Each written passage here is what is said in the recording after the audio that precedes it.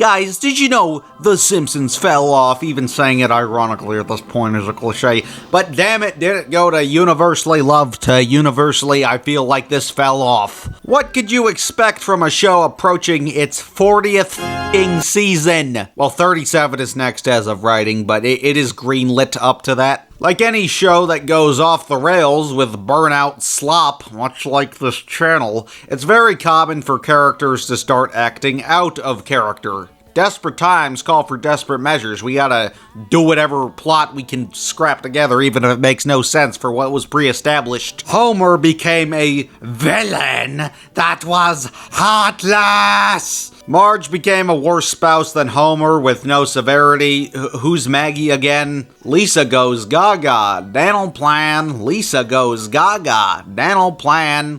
And Bart just became the writer's punching bag. I love watching a literal child have a heart attack. I love watching a literal child attempt suicide. And worst of all, Ned Flanders talks to Lady Gaga. It's totally pointless. Moving on. One of the less talked about character downfalls is Sideshow Bob. Despite his barrage of appearances, Bob never earned main supporting character status unlike Mr. Burns, Stupid Sexy Flanders, Moe, Apu, etc. And I say this in reference to the show's own credits. Bob's voice actor Kelsey Grammer is credited as guest, but unlike Crabapple, guest actually means something. He was the most special of guests from having just the right amount of appearances, at least when the majority of people were still watching, to truly cement his mark on the show's history. If Treehouse of Horror was a character, it would be Sideshow Bob, and that's both a compliment and an insult because I don't gotta tell you what Treehouse of Horror turned into.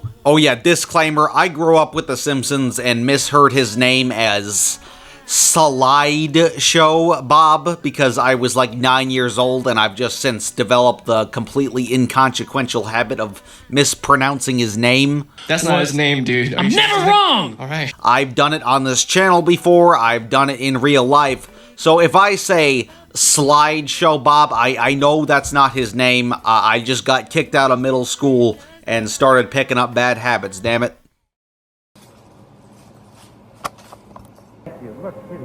Say, look at this. I've been cleaning out my nest, and I found an old book of my poetry. East Fog, the story of slow terror and swift death, planned by a brilliant murderer. Between my snug comfort and the gray immensity outside. But I've lost my taste for them now. Lost it on the night I heard them moan a dirge of death.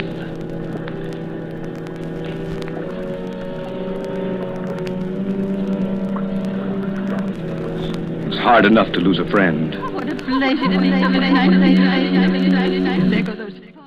Dr. Robert Underdunk Terwilliger Jr. was truly a product of the original team's childhoods and shifting cultural perceptions since. An overlooked aspect of the show's world building is that it was clearly influenced by the majority of the original notable team members' childhoods of the 50s and 60s, aka the generation of baby boomers between 1946 to 1964. I'm going to try and use that word as non-ironically as possible. Now, if you're a loser, you probably recognize these names, but the following names are all important to the show's creative history in one way or another if you're not aware, including the original trio of showrunners, including creator Matt Groening, born 1954, the less recognized co-creator Sam Simon, born 1955, and one exception, additional showrunner and co-founder of Gracie Films, James L. Brooks, born in 1940, but close enough, he was still alive then, as well as the future main Simpsons showrunners, including Al Jean, 1961, David Merkin, 1955, and the duo of Bill Oakley and Josh Weinstein, both born in 66. And even creative consultant and episode director Brad Bird in 1957, a big name with a ton of other credits, most recognized for Ratatouille and The Incredibles, and even my favorite talk show host and the only good living one, if you ask me, Conan O'Brien was even a writer at a point, born in 1963. Now, of course, the show is set in the present of every year it came out, but there's a ton of little details to suggest influence of the baby boomer childhood beyond its Flintstones rip-off nature of satirizing the nuclear family. Yabba dabba doo! I like talking to you! Marge's haircut being comically disproportionate, mocking fashion trends, Milhouse being the middle name of President Richard Nixon, all the Beatles references, Mayor Quimby clearly just being John F. Kennedy, being a Democrat with a thick Massachusetts accent and has a variety of big booty bitches to choose from. Al in Season 4's Duffless when portraying the 1960 presidential electoral debate. Actual JFK just has Quimby's voice. I would like to take this opportunity to express my fondness for Duff beer. A pink family car. Google 90s cars. You're not gonna find a pink one until page 30 probably. Now, I first got into the show when I was like 9 years old in 2013, and when I first realized that Marge didn't have a job, that just blew my mind. Like, what do you mean, the working mother? Shouldn't they be working to begin with? Of course, having no understanding of the cultural implications it was satirizing. Ow! Shut the fuck up, Marge. Marge being an unemployed mother wasn't very progressive, but that wasn't the point of her character. It was a product of the series' greater satirical purpose. The purpose of such was progressive because it was mocking the questionable nature of the nuclear family Marge was the backbone of. You know, in The Cosby Show, it's the dad that's conveniently employed at home. Maybe he's actually on paid leave, if you know what I'm saying. What do you like to play? Pokemon! Pokemon? In the original Brady Bunch, the mom, Carol, doesn't have a job, but in the sequel series, she's a real estate agent, that's conveniently employed at home. It's a new decade, you can't have women unemployed anymore. In Full House, the mom is... Oh, wait. Correction, Homer. You're the second.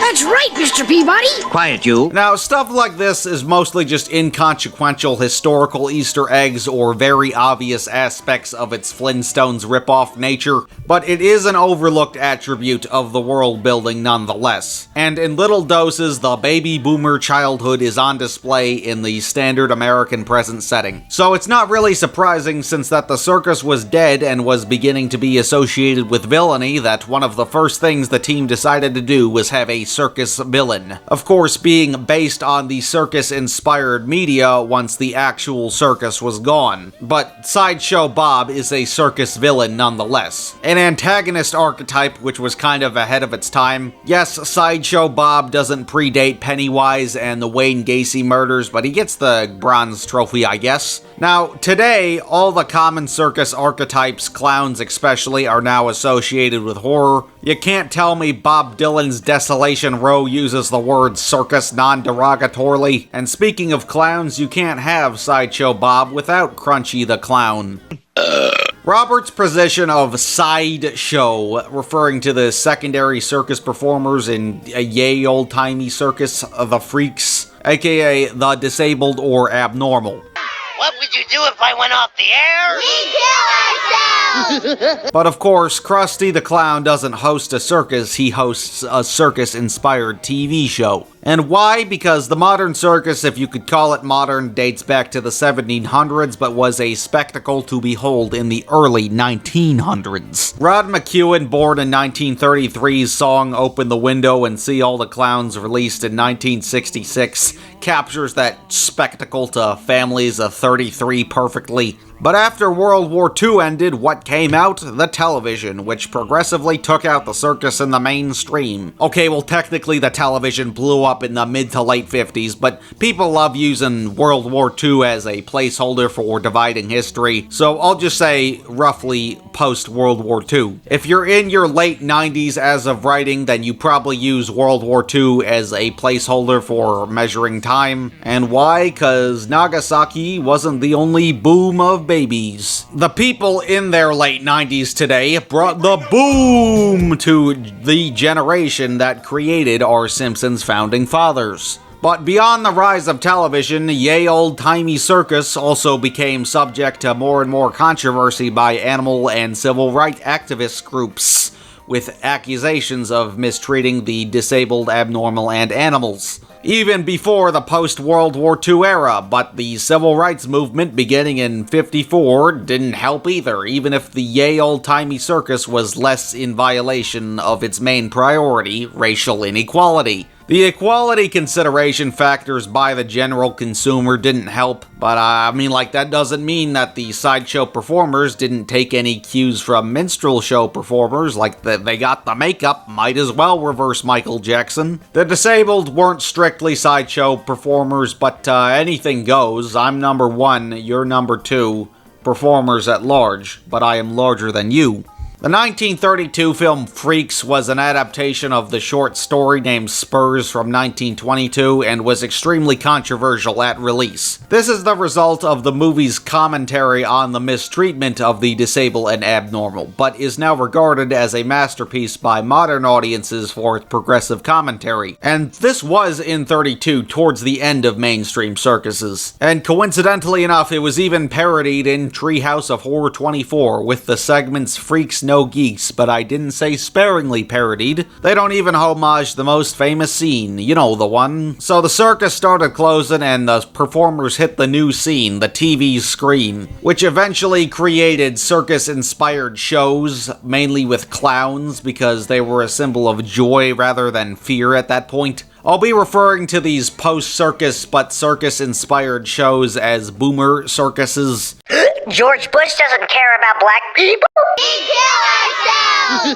Krusty the Clown's shows are indefinitely boomer circuses. Now, the most famous boomer circus clown was Bozo from Bozo's Circus. But others who qualify include Wizzo, Corky, and Crinkles from the infamous cereal commercial you probably saw on Top 10 Scariest Things lists in 2015. It's so good, I crinkle every time I eat it.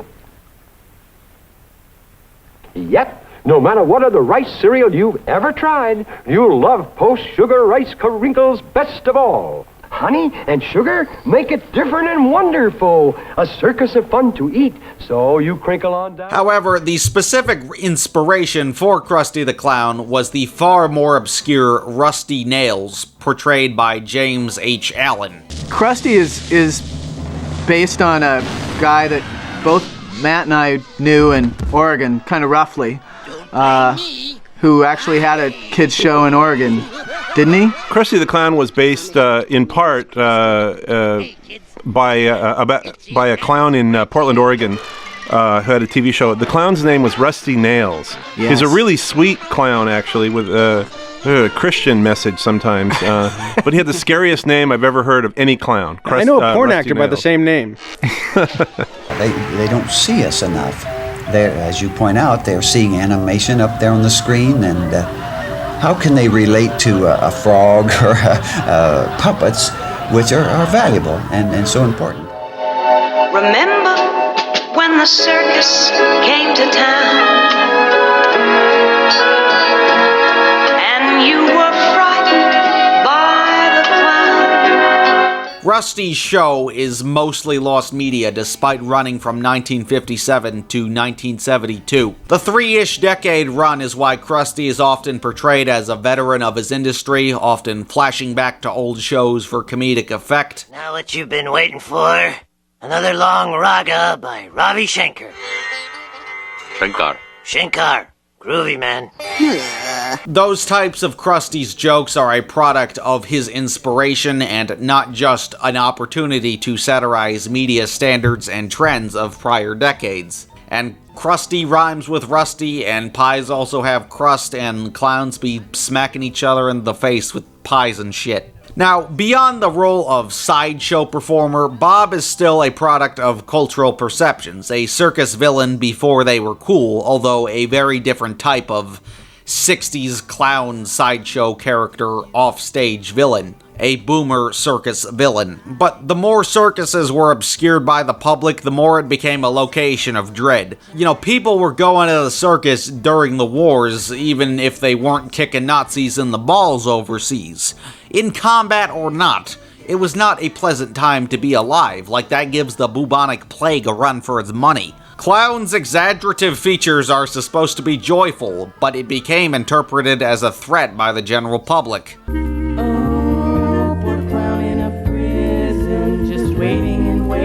Papa's gotta help me out. I missed the circus. Wow! Beyond location, in 1979, American serial killer John Wayne Gacy was arrested and later charged for 33 accounts of murder, as well as 1 count of indecent sexual assault, 1 count of intended liberties with a child, and a dropped charge of aggravated kidnapping. Gacy was locally recognized for his clown persona, Pogo. The clown was meant to build a strong public image and appeal to youngsters. This element of his criminal strategy shocked the public given the unorthodox nature. So beyond clowns being residents of locations of dread, Gacy would permanently damage the social perception of the art form. Can't sleep. Clown will eat me. Can't sleep. Clown will eat me. It is often interpreted by fans that Stephen King's character Pennywise was inspired by Pogo, the book It being published in 1986, a mere 7 years after, but it's never been confirmed by King. It's very much possible that the character was created for subverting the archetype of joy. King was born in 47, he was probably around for the very end of the circus and the beginning of boomer circuses. You freak! Wanna see a magic trick? Here is your ass, and here's my dick! Why so serious while I'm ripping your But today, clowns and similar circus archetypes are just seen as pure evil. That's why boomer circus shows adjacent to Rusty Nails died out with Gen X. With one exception, of course. Say the line, Bart! The Little Clowns of Happy Town, better recognized by a lyric from its musical number from the series referencing a character's name, Awful Be Bad, ha ha ha ha ha, get down. Get down! By the Gen X childhood, you couldn't have a clown for children at a birthday party anymore. What are you, fucking John Wayne Gacy? As for the Simpsons case, what kids are watching clown shows in the 90s? None. What are these kids watching, the fucking John Wayne Gacy show? I imagine the damaged perception of clowns was contagious to all the other old-timey circus job positions. No, because who wants to live before World War II is over, on top of, what are you, fucking John Wayne Gacy? The freaks became inhuman monsters. You must respect the ringmaster's authority. Well, the knife throwers got the knife already. The fire breathers got the fire already. The fortune teller abuses magic.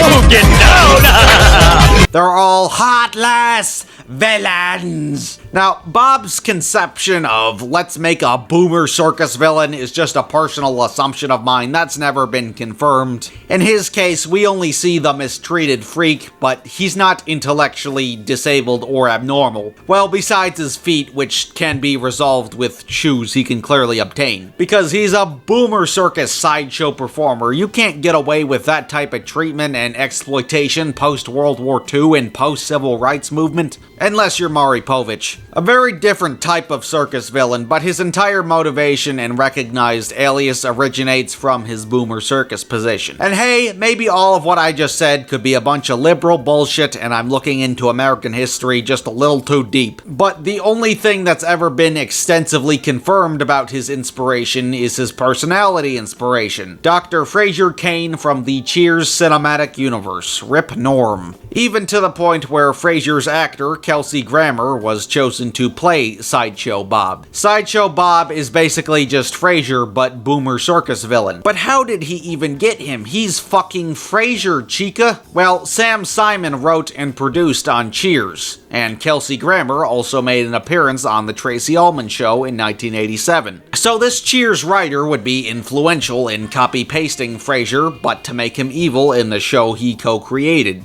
But Grammer mainly secured the role of evil Frasier, not just because he was actual Frasier, but because of his singing voice. Baby, I hear the blues are calling, tossed salads and scrambled eggs. An overlooked ability of his, although he is most known for the Cheers cinematic universe, which are sitcoms. He got his start on Broadway, and commercial theater often features musicals no shit Sherlock. Trip through It's a Small World pretending I was a UN interpreter. Oh, good Lord. So he has a handful of vocalist credits, most of which are obscured by the character of Frasier. Frasier is practically his alter ego, even though he never wrote for the character, unlike Kermit the Frog, Elvira, or Pee Wee Herman, or whatever. Oh, it's just Weezer. Weezer? Oh my god, it's Weezer! So for season 1 of The Simpsons, Frasier was in the building, and Dr. Robert does everything he can. Bob isn't a character with a proper story arc necessarily, but he is a character with continuity. His storylines often referencing past events, as they are largely oriented around revenge and previous perceptions. So there is kind of like a non-anthological miniseries in Simpsons lore throughout the years. So to identify his loss and specialty, I'ma go over all his major appearances, formatting his one-of-a-kind kind of story. Now, for the sake of time and relevance, I'm not gonna be going over every appearance of his character ever, because we'd be here all day, and a lot of those are just inconsequential cameos, whether Kelsey speaks or not. This is Bob in the Do the Bartman music video. This is Bob in Bart Gets an F. This is Bob in his stupid-ass Disney Plus short. This is Bob linking up with Frank Grimes and Kodos or Kang, it's never clarified, in Treehouse of Horror 27. This is Bob in Club Villain, your favorite Martian music video. And even if he does speak in some of those appearances, I'm not going to be pointing all of those out. Also, don't really interpret what I say as proper episode reviews. Yes, the following will be opinionated, but it's as his role of special guest. I will be going over how it's utilized. What's irrelevant to the episodes will not be mentioned. I will review all the episodes in 2000 and never when I review all the seasons. I don't have time. I have to be done at 5:40. And Krusty will send you a free slide whistle just like Sideshow Bob. Sideshow Bob's first appearance was actually silent, a silent cameo I will be mentioning, and simply was foreshadowing, but most notably has an inconsistent portrayal when compared to his first speaking role within the same season. Here, Dr. Robbie only speaks through a slide whistle, so I think this is why I kept thinking his name was Sideshow Bob for years, because he has a part of the show where he utilizes a slide whistle. Of course, his use of a slide whistle is supposed to be contradictory to his actual rather sophisticated speaking voice that is revealed later in the season. But my brain couldn't put together the concept of foreshadowing his voice in particular at that age. This first draft in the final show is in the episode The Telltale Head, better known as the one where Bart decapitates the statue of Jebediah Springfield, which raises the question, why did the design change so rapidly within the same season? It is commonly assumed that the director of Bob's debut spotlight and second overall appearance, if not mistaken, Krusty Gets Busted, pushed for a more villainous design, hence to why he looks so different despite this from being the same batch of episodes. And that director would be Mr. Brad Bird. So this was Matt Groening's design, and this was Brad Bird's redesign. Allegedly. Look at his goofy ass. That's fine as a background character, but how are we supposed to take him seriously? He's a Boomer Circus villain. He looks like one of those images of blueberry muffins that look like chihuahuas, but a Simpsons person. So they just erased his chonk. And when have you ever seen 3 big, very smooth arcs of hair sticking out of a person's forehead?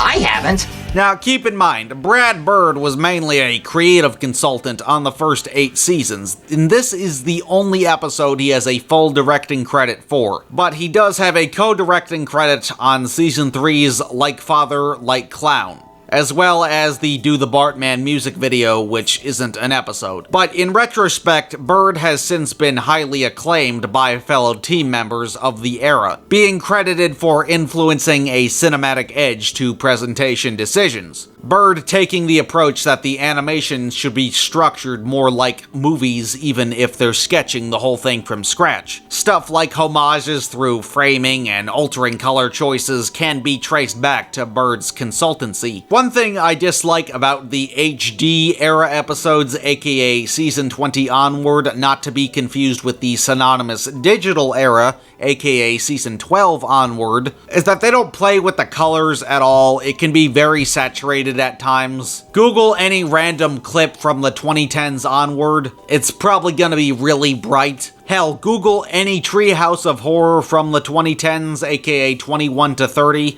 and it probably just has like a smidge of background shading, or you know, it's just set at night for aesthetical convenience. Like, they don't play with the colors at all. Some screwing around with the colors to the viewers could help portray a villainous character, and it's formatting decisions like these that made the assumption that Bird was responsible for the redesign in the same season, given that he was in charge of his big moment. Krusty Gets Busted was also the first time in the series where the spotlight was shifted away from one of the main family members, which, if I can recall correctly, is nothing out of the ordinary for seasons onward as the bizarre Springfield residents became more refined. But this is the one episode of season 1 where the main conflict isn't centered around one of the main family members, but Krusty the Clown, even if Bart and Lisa are there to save the day, which also lays down the groundwork for Krusty's plot lines as we began to see him outside of his show within a show segments, and while it wasn't the introduction of Itchy and Scratchy, it was the introduction of their theme song. The plot also creates the necessity for Sideshow Mel, who is clearly one of the writer's favorite characters whenever a reactionary crowd is needed because of his exaggerative Shakespearean accent.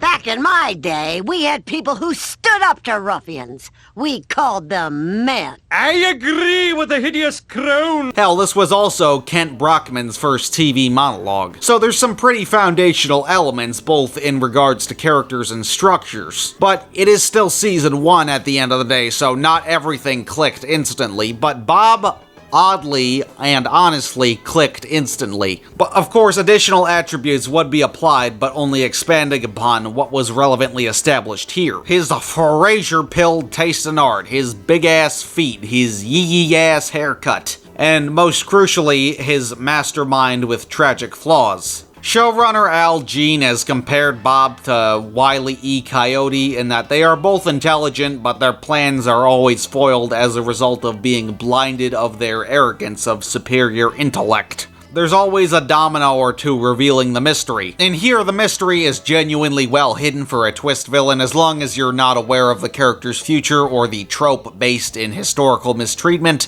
of these sideshow freaks rebelling. But he's yet to peak as a serious threat. But Bob was so well received by the staff and viewers alike that he would gain his status of gimmicky guest. Season 2 would mark the debut of his permanent replacement, Sideshow Mel, in the classic Itchy and Scratchy and Marge. Hey, settle down, boys and girls.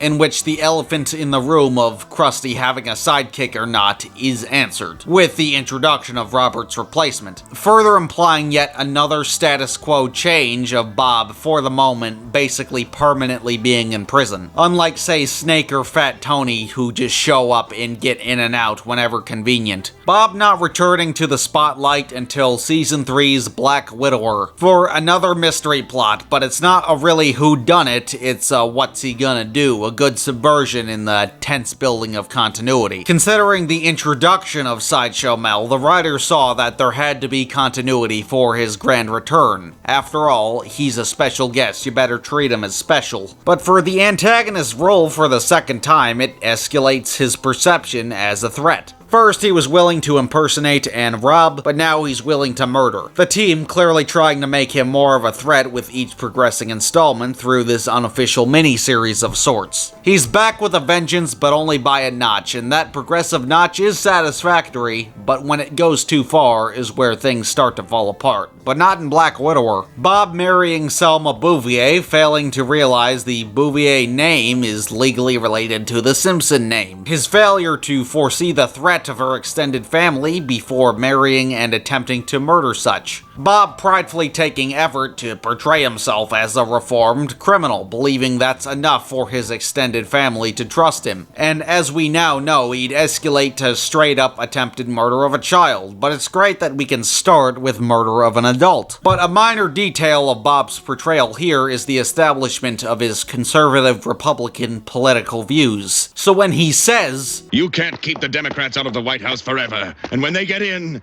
I'm back on the streets with all my criminal buddies." There's two ways to interpret this line. The writers could be making a jab at the nature of American Democrats being more liberal in regards to criminal charges, Bob viewing the possibility of the Republican president, George H.W. Bush, not getting reelected later that year in 1992, which actually happened, or perhaps foreshadowing. So what's the next logical step in Bob's hustle? Well, kill the child foiling his plans. Returning in Season 5's Cape Fear, the grand showdown where he ain't fucking around, and entirely through a parody of Cape Fear.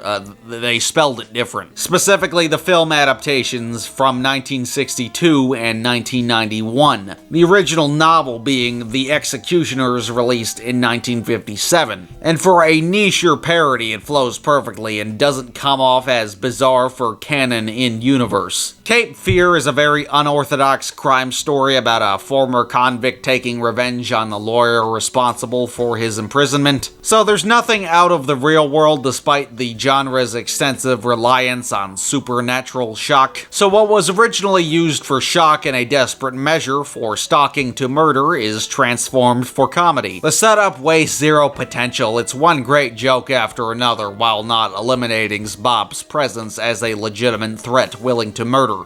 Sideshow Bob tried to kill me on our honeymoon. How many people in this court are thinking of killing her right now? Be honest.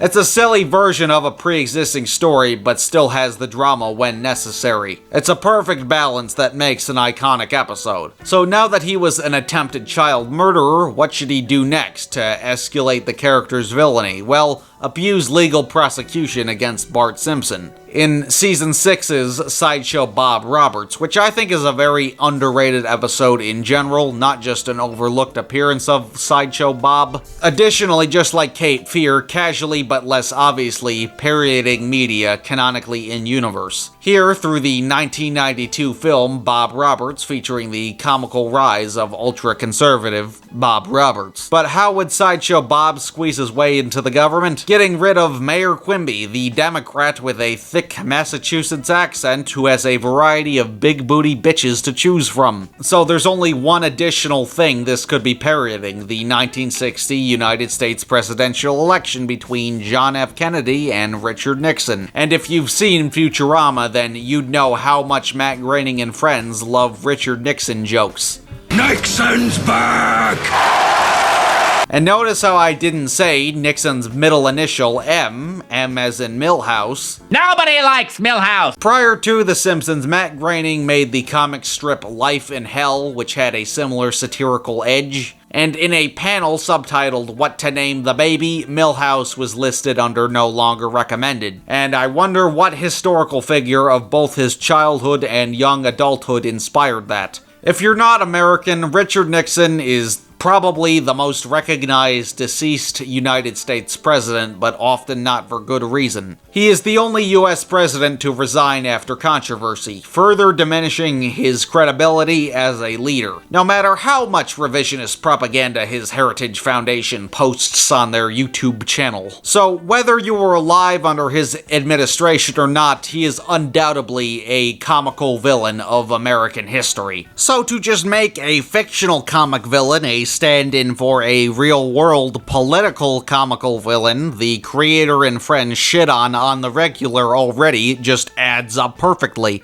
which is also a convenient purpose of Springfield's local JFK stand-in. Springfield's JFK fighting against Springfield's Nixon for office. And what do you know, the Democrat Quimby pardons Robert. Republican Bob views himself as suited to lead and willing to break the law for such. But his confession in court of election election fraud rather than successfully persuading the public in his favor being his tragic flaw. So after resorting to political interference, what could be next? Nuclear violence in Season 7's Sideshow Bob's Last Gleaming. While the episode does live up to progressing a larger danger with his antagonist role, if you ask me, this is officially the point where Bob's roles and stories started to get out of hand. Last Gleaming is one of the first episodes I think of when I think bad episodes from good Simpsons, which is still better than a majority of dead zombie Simpsons has to offer, but still, it's an outlier in a good season. Here, Bob acquires an atomic bomb and threatens Springfield if they don't conform. And while yes, the villain being an actual nuclear threat in a series modeled after satirizing the nuclear family is logical for the context of the show's existence, I don't think it lends itself well to Bob's character and subsequent progression, and just the plot in general. Abusing nuclear engineering for violence is something far more suited for Mr. Burns, who was in the Republican Party headquarters, coincidentally enough. This episode is kind of like if the Mr. Burns blocking the sun aspect of who shot Mr. Burns was the main conflict rather than answering the question of who shot Mr. Burns. Again, if you're not American, I keep saying the nuclear family, but that's a piece of slang referencing Cold War era denialism of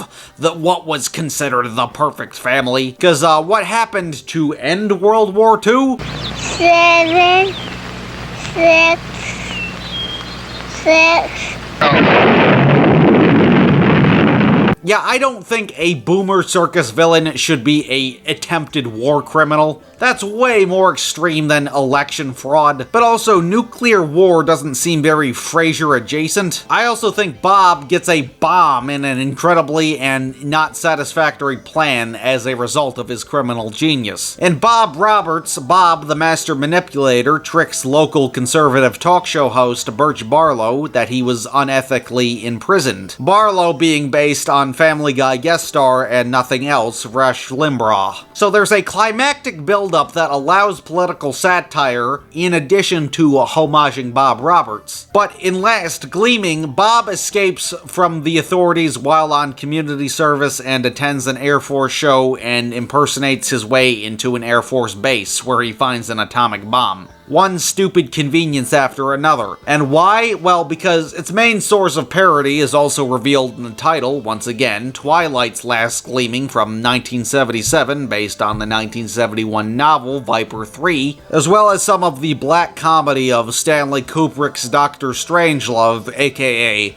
How I Learned to Stop Worrying and Love the Bomb, as well as the film Fail Safe. So its biggest flaw here is just its bad choices of parody, contrary to Cape Fear and Bob Roberts, which were excellent uses of parody. But on top of a misguided parody choice combination, Roberts' character progression sucks. Here, Bob grows a hatred of television. Well, buddy, that's not too conservative of ya. What happened to deporting all the clowns and making TV great again? Surely it would be more logical for Bob to think that the majority of shows are brain rot and the invention can be used for good. That's quite literally what he does in Krusty Gets Busted. And yes, I know it's established in episode that he has a shifted opinion in universe as this episode actually ties back to his legacy with Krusty, but it's done through fucking nuclear war terrorism for the sake of a lame parody. So you figured this ridiculous plot would be the true point where the guest lost any specialty. Well, surprisingly not, but it's a foreshadowing of the horror to come. Bob's next large focus was Brother from Another Series in Season 8, which is a surprisingly great episode and not just use of Bob's character. And I say surprisingly not just because I hate the previous episode, but because it uses a tired cliche very sparingly, the double trouble villain, you know, where the gimmick is that the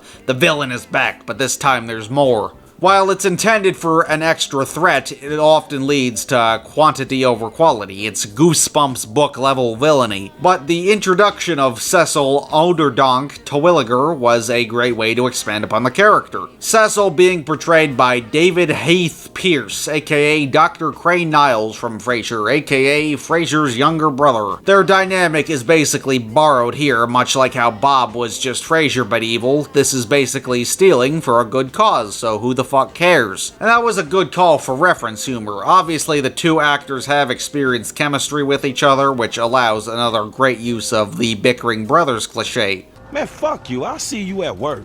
Oh, don't hate me because I'm beautiful. Maybe if you got rid of that old yee-yee ass haircut you got, you get some bitches on your dick. Oh, better yet, maybe Tanisha will call your dog ass if she ever stop fucking with that brain surgeon, the lawyer she fucking with. Cecil being Bob's younger brother, the very person that admired Krusty the Clown to begin with. Cecil failing his Krusty sidekick audition, but Bob unintentionally passing thanks to the power of his yee-ass haircut he got. The episode answering why was Bob on Krusty's show if he hates it so much to begin with. It's a backstory you never knew you needed, but the actual plot works as a great criminal scheme episode adjacent to the previous besides Last Gleaming. Bob manipulating Reverend Lovejoy into assuming purity, and he's freed by the Democrats once again. Bob now living and being employed with his brother. Cecil Terwilliger's profession is the chief hydrological and hydrodynamical engineer of Springfield, while planning an embezzlement scheme for the whole 2,000 watts and blowing up the Springfield Dam. Bart and Lisa assuming a plan to murder once again. But to their surprise, they decide to work with Bob to stop Cecil. The episode manages to make a focus episode without Bob being the main antagonist, but still be narratively logical, which is a really nice change of pace. And again, enemies become allies is a cliche used very sparingly. Yo, did the Simpsons predict Hugh testicles? But there's just one problem with the episode. The ending of Bob being arrested with Cecil's defeat. Now, I know the whole joke is that Chief Wiggum is stupid and it's in character, but he wasn't responsible. Why does he suffer repercussions? Now, for the record, I am not a Steven Universe fan. I do not believe that every villain should have a redemption arc. But this is the exact point where Bob probably should have been redeemed. It just makes too much narrative sense for the context of the episode. An episode part of the mini-series of sorts where continuity actually matters. And yeah, I guess he is kind of redeemed for the moment in a way, but he still ends up in prison in the end, presumably to not make another drastic status quo change. But spoilers, this was the last good thing they do with the character for a fat minute. And hey, in a perfect world where The Simpsons ended after 8-ish seasons, you know, not 40 minimum, it could have been the grand conclusion to one of its rare instances of continuity. But it was very apparent that the team tried 5 things and were all out of ideas. It's also worth noting that Season 8 was the last season under showrunning duo Bill Oakley and Josh Weinstein. So maybe when Mike Scully took over as showrunner, he just had no interest in using the character until about Season 12, which was also Scully's last season before Al Jean would take over for Season 13 onward, while being joined by Matt Selman in Season 32 onward. But he doesn't commit the crime in Brother from Another Series, so maybe he is redeemed, he's just off screen and still in prison. Hey yo, the pizza here! Oh! Well, no, he isn't actually, because that would make too much sense. So, what did Mike Scully and friends envision for the character? An actually pretty decent concept of Bob hypnotizing Bart to kill Krusty, except it's Season 12. Admittedly, Season 12 I kind of have like a hate boner for because it was the first like bad Simpsons season I ever saw. Again, I didn't see the classics in order. And being a stupid and obsessive fan, I hate to admit I've probably seen Season 12 like 3 or 4 more times than I should have out of sheer boredom. Also, her 45-degree ponytail makes her look like a Native American. But Trilogy of Error is fantastic. Great episode. Not that I've rewatched much of it recently, but 2000 Simpsons in general is what I like to call the mildly amusing era. It's a bad show with good jokes. So the majority of the episodes have their funny moments, but they're not really worth watching as episodes. They're great for out-of-context clips, though. Now for the highlight of our show, a special appearance by Elvis!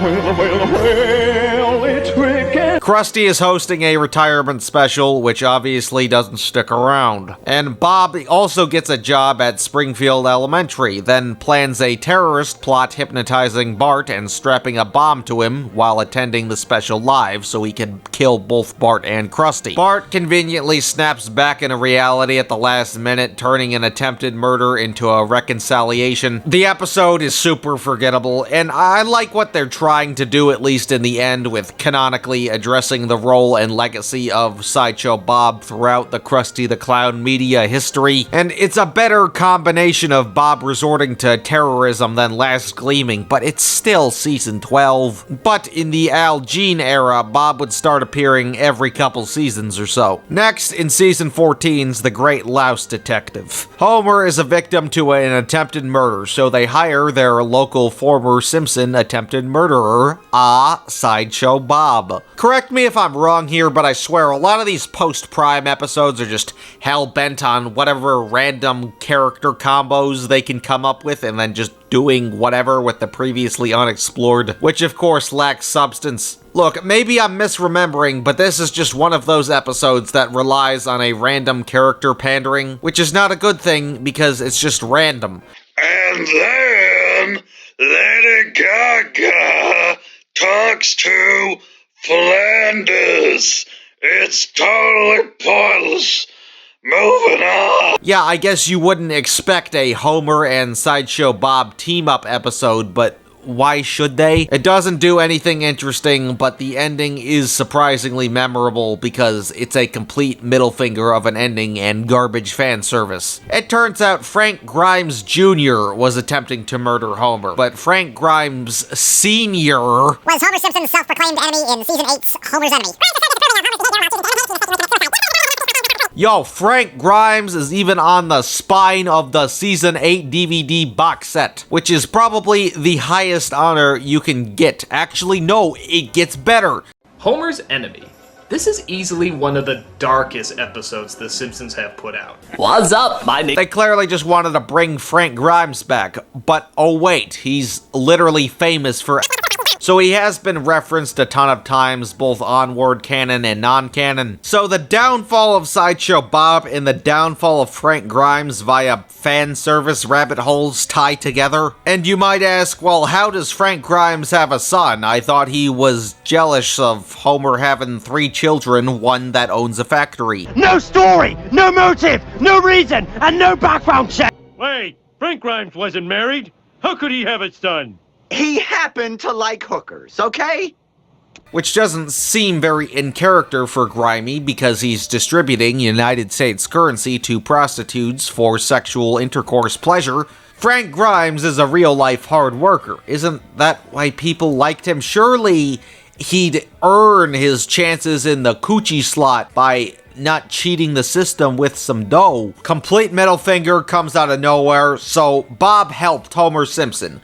That's a Simpson. Close enough. Surely he would be redeemed at this point. But after the conflict has already been resolved, Bob takes the opportunity of abusing his earned trust from Homer by trying to kill his son. Kind of like Brother from Another Series, it's just a tacked-on status quo reversion. It's not like we get to see him plan a Bart murder while he's teaming up with Homer. It's tacked on so the audience doesn't assume a redemption when in the narrative context he clearly has long deserved a redemption. Did the concept of twist villain Frank Grimes Jr. not warrant more development? Like, surely they could have planted Blue's Clues, but no. Let's all go find Blue's Clues. Here's a clue. Your hairstyle makes you look like a Jew. Hell, this entire episode might have just been conceived out of rehashing Brother from Another Series by showcasing yet another Terwilliger Simpsons team-up. Speaking of Cecil, in Season 17's The Italian Bob, the team decided that they should expand Bob's character by giving him more of a family, which on principle is very similar to Sideshow Cecil. Here there's a kind of movie parody plot with Sideshow Bob as the antagonist, this time doing the Italian job by going to many of the same locations, but it's only a parody through vaguely inspired locations of choice. It is really not a sparing use of parody, even if it's not really trying to be one. The identity of the plot is just confused. The Flintstones go to Italy. It's fucking off in Italy. Post-Prime, there's a lot of these travel episodes where they just fuck off in a different country and make random jokes about cultural differences. And like way too late into the episode, an actual plot kicks in, which could probably just happen in the absurd Springfield to begin with. Season 12's The Simpsons Safari is where they go to Africa and is in Season 12, and fuck Season 12 because 10-year-old me said so. Season 13's Blame It on Lisa was controversial for its stereotypical depictions of Brazilians. So subsequently, this Brazil travel episode makes a lot of most abysmal Simpsons episodes. But it turns out that Bob has since fled from the United States and restarted his political career as a mayor of a small Tuscan Italian village. And he has since married a resident, Francesca, and they've since had a child, Gino. The Flintstones have dirt on the Jetsons, so blackmailing humor, ruh-roh. But the Flintstones spill the beans, and it turns out the other Jetsons already know about George's past. So the Jetsons are after the Flintstones, oh no! Francesca and Gino are just Bob but girl and Bob but child. Sideshow Cecil got away with this because his plot made Bob the twist hero. Plus he had some serious chemistry with Kelsey Grammer, and his backstory was very logical, filling in the blanks and expanding Bob's own story. Francesca and Gino aren't interesting, there's no backstory or anything, because so much of the episode is just spent finding an excuse to go to Italy and fucking off in Italy rather than developing an antagonist. Francesca and Gino are such a forgettable addition to a crappy episode that's only half a Sideshow Bob episode. Yeah, that's right, at this point, he's been devoted to like random twist villain, except the twist is kind of revealed in the title. Now, The Simpsons rarely show the title of the episodes in the show unless you're Treehouse of Horror or another kind of special, or you're the comedic exception of Bart gets hit by a car. They don't have title cards like SpongeBob SquarePants. So yeah, you wouldn't know the title if you saw it on live TV for the first time. And yeah, it has a purpose of parodying the Italian job. There's a point to the pun, but the pun spoils the plot. The Season 17 box set also has Bob on the cover, so I guess the fucking DVD also spoils the twist, and it's not even a good twist. Makes you want to holler sometimes and pull a Frank Grimes. Come down to Freddy Fazbear Pizza Fred Bear Bear. Speaking of death, Season 19's Funeral for a Fiend has another fine enough concept of Bob faking his death in court after yet another failed attempted murder, as Shakespeare is pretty Frasier-pilled and he wants to pull a Romeo and Juliet. Spoilers, it backfires. Way too much of the episode is spent on holding the Belchers hostage. This time,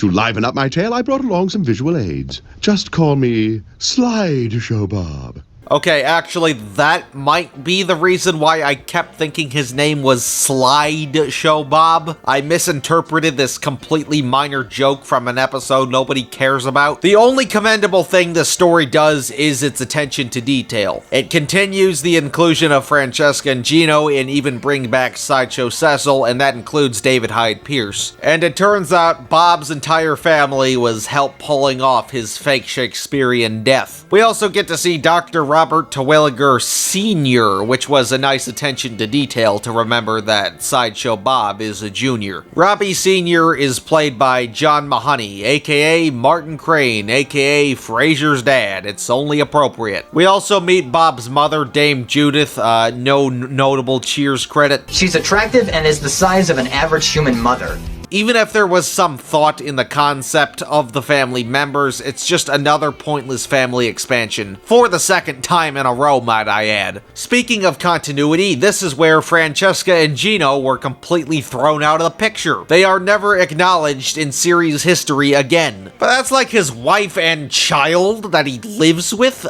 Shouldn't they be acknowledged? I don't even like the characters, but it's just such an obvious and very justified question to ask what the hell happened to him. And clearly the writers didn't like him either, probably because they do nothing but act like a pre-existing character in their introductory episode rather than have any character development. They're forgotten for a reason, but they're characters that shouldn't have been forgotten about, and not because they were likable. Bob's next major appearance is when they really started cranking up the diarrhea dial with his schemes. Season 21's The Bob Next Door is an episode I really want to like because it's creative enough, but it just completely falls flat in execution and would be far more appropriate for a 22-minute Treehouse of Horror. Bob starts reading plastic surgery medical handbooks in prison, where he conveniently has a cellmate named Walt Warren, and not Cecil, who coincidentally has a very similar appearance to Bob's. So Bob utilizes this plastic surgery knowledge to biologically disguise himself as Walt by swapping their faces. Bob in disguise moves next to Bart Simpson in an attempt to murder him. Bart is convinced that Walt is Bob in disguise, and he's correct in his assumption, but he doesn't break character easily. Put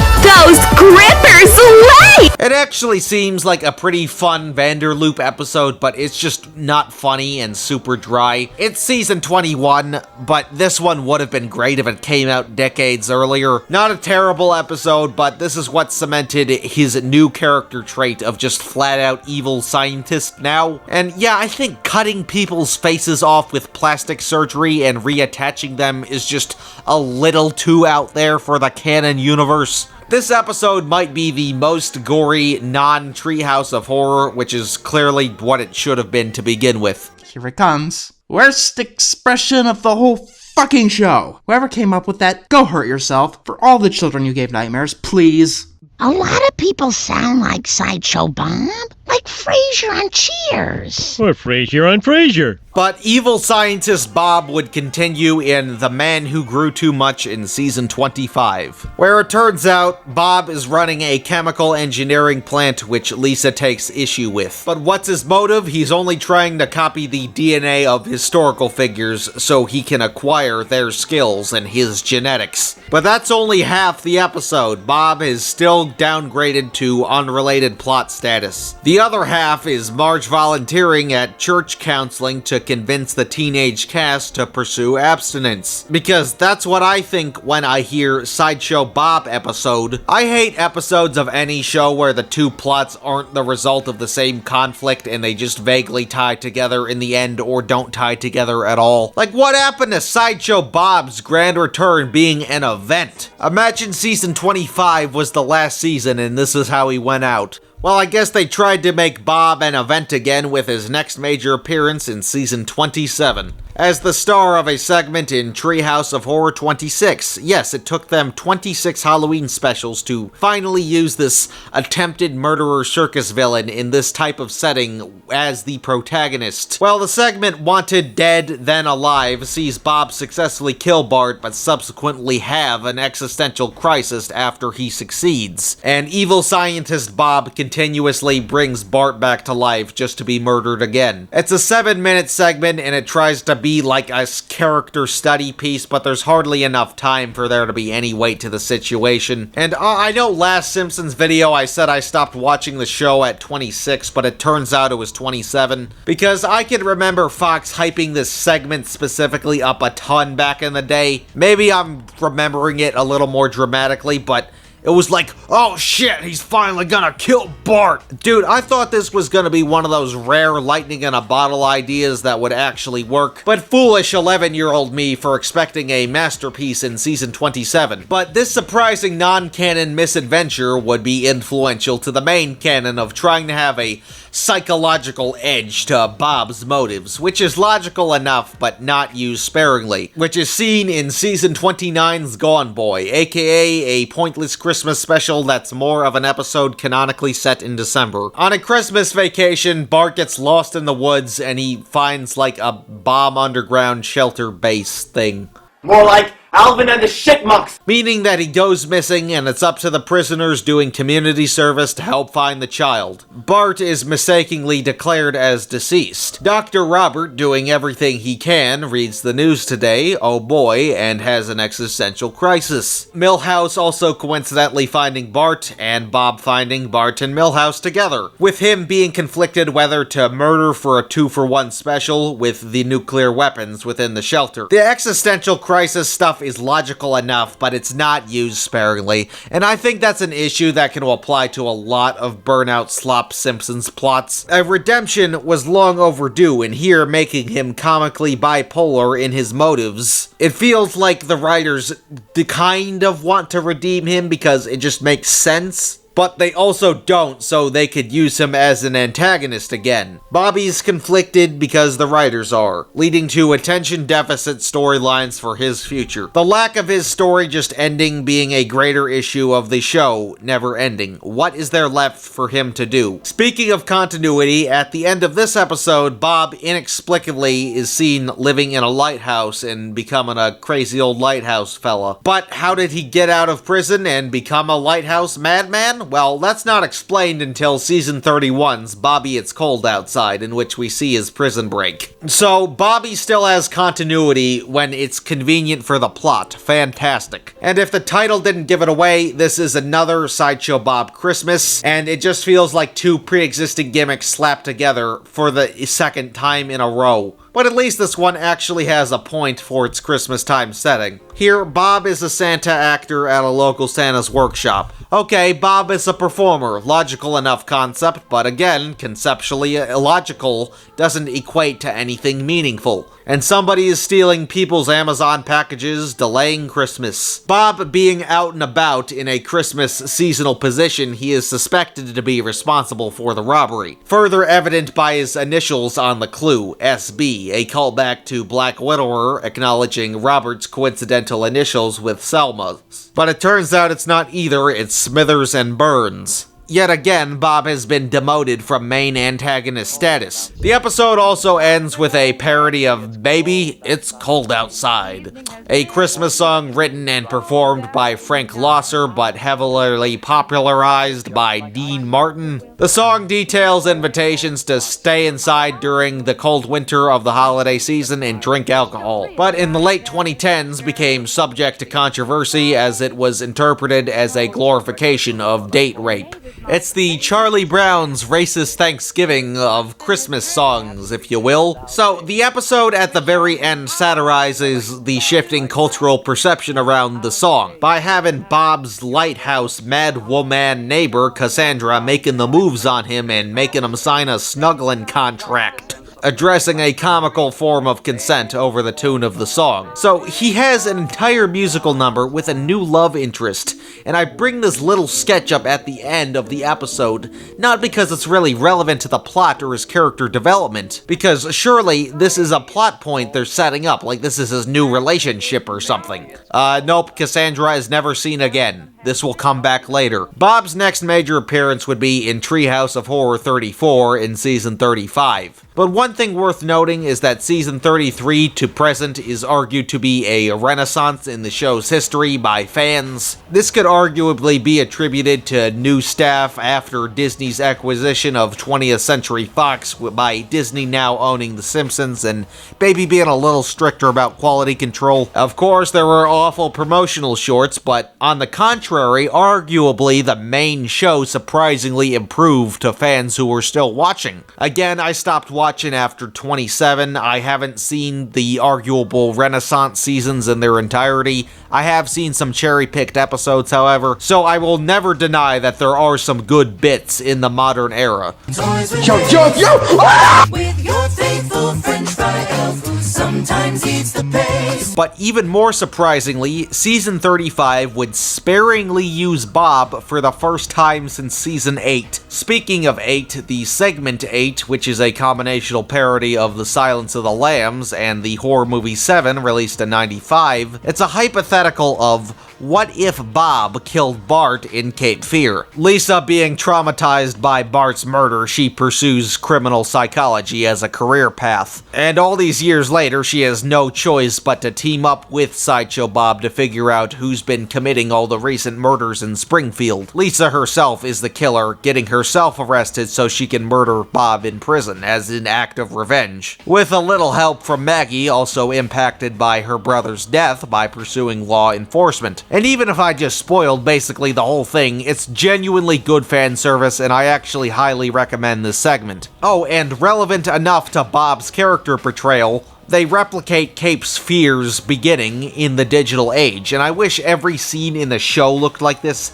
There's so much more pizzazz in the coloring. Like, they took what was great about the pre-digital era and used technology to enhance it. It's a fantastic attention to detail. So hey, maybe Bob could be used just strictly as a Treehouse of Horror character where there's no rules, since there's not much for him to do anymore. Well, I wish. Jumping back to the main canon, Bob's next major appearance in the Simpsons renaissance of the 2020s was in season 36's The Yellow Lotus, which was an incredibly lame return for Bob. Again, he has since lost his main antagonist status. It's not a terrible episode, it actually has some pretty good jokes, Bob and not. But it's a terrible Sideshow Bob episode, he's just kind of there. The main conflict has way too much shit going on for 22 minutes, including Bob's conflict. Homer and Marge agree to a timeshare deal. South Park did this better. They get kicked out and are dissatisfied with their purchase. They decide to run amok in the park in rebellion, coincidentally running into the salesman that sold them the crooked timeshare, who I guess is kind of the main villain in addition to the security at the resort. But since the Griffins no longer have a room to hide in, they hide in a room unknowingly rented by Sideshow Bob, but only for storage. Bob's new wife wants a whole room for storage because she's the hoe, I guess. Bobby's brand new hoochie is not Cassandra, but Tasha. Not bringing her back was a bad move because the episode literally acknowledges his marriage to Selma. Bob married my sister for her money, and she has way less than you. It just seems odd to create a new love interest for the character and then not utilize it next time he has a love interest, or I guess in this case, significant other. It was a perfect opportunity for the two plots to connect. But even if Selma is acknowledged, it doesn't acknowledge Francesca, so I guess Robert's continuity matters for this plot line, but it only matters when it's convenient. And of course, the Griffins believe he's trying to repeat a murder hotel scheme just like Black Widower. Oh, also, Dr. Hibbert is there with his wife, who is a recovering alcoholic, and they suspect he's going to try and kill her with prescription drugs. So there's like 4 antagonists, and Bob is just one of them, and it turns out Bob actually loves the girl, and Hibbert isn't trying to kill his wife. It's a complicated episode that wraps up too quickly, and Bob is just a fraction of the unnecessary conflict quantity, being a downgrade from his main antagonist status once again. So even in the main series canon, in a debatable Simpsons renaissance of the 2020s, there's just nothing for him to do anymore.